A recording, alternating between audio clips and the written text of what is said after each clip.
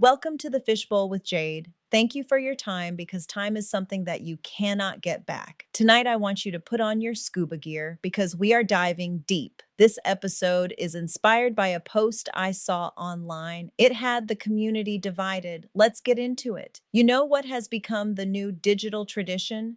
Posting a Cash App, Zelle, or wish list every single time life happens. Birthdays, graduations, baby showers, engagements, promotions, vacations. I survived another Monday, celebrations. Social media has created this culture where people now feel comfortable publicly asking followers, friends, family, and sometimes complete strangers to financially celebrate moments that used to stay inside the family circle.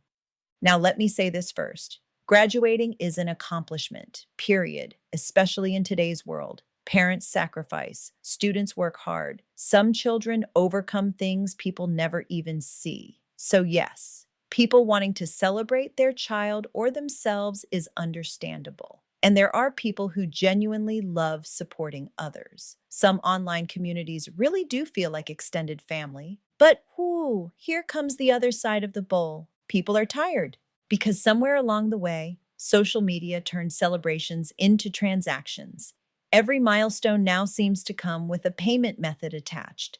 And when the Cash App gets posted over and over and over again, some people stop seeing celebration and start seeing solicitation. See, one post may feel like, hey, if you'd like to bless my graduate, here's their Cash App. But by the fifth repost, the countdown reminders, the emotional captions, and the nobody has sent anything yet energy, people start clutching their pearls a little.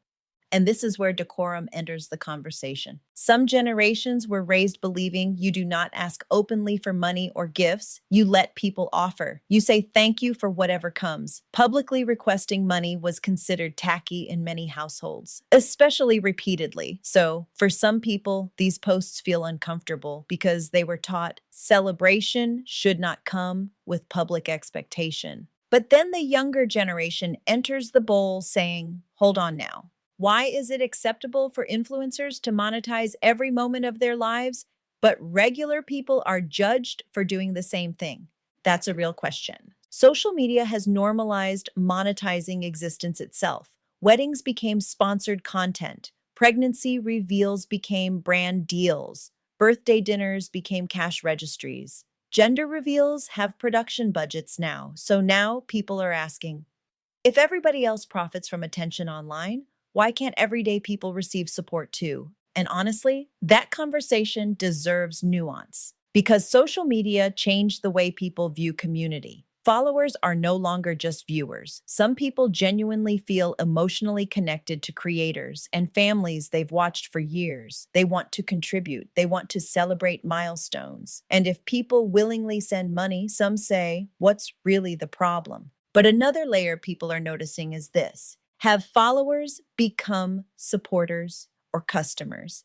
Because sometimes it starts feeling less like sharing life updates and more like constant digital fundraising. Every event becomes an opportunity for financial engagement. And some people are starting to wonder if social media has blurred the line between authentic community and audience monetization. And let's really dive deep here. Social media also created performance pressure. Years ago, graduations were simple: cake, balloons, family photos, maybe dinner afterward. Now, people feel pressure to create these huge Instagram worthy moments. Luxury parties, designer outfits, professional photo shoots, custom decorations, trips, money bouquets, marquee signs, viral worthy celebrations, and some parents may feel overwhelmed trying to keep up with what social media says celebration is supposed to look like. So when people ask for money online, some of it may honestly come from pressure to provide an experience instead of just a memory.